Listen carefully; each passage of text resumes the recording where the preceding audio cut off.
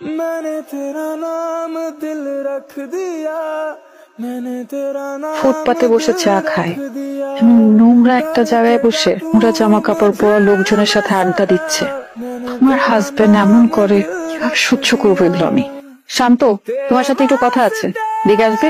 তুমি কি আজকাল ফুটপাতের মতো নোংরা জায়গাতে বসে আড্ডা দেওয়া শুরু করেছো? আজকাল না তো, তো বহু আগে থেকেই, ভুল যাওয়ার পর থেকেই।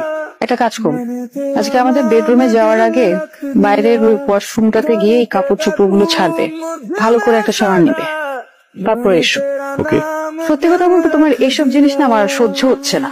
আমি বেটার ওই পাশের বেডরুমে ঘুমাবো আজকে থেকে। আরে ওই বেডের বিছানা তো শক্ত, ওখানে আমি ঘুমাবো না, তুমি তোমার রুমে ঘুমায়। একটা পার্টিতে যাচ্ছি, একটু দেরি হবে।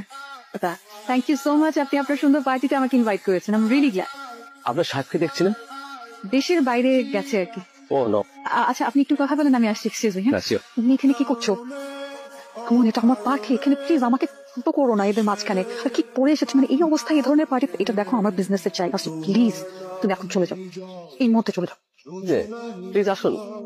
আমি সিরিয়াসলি বিশ্বাস করতে পারছি না।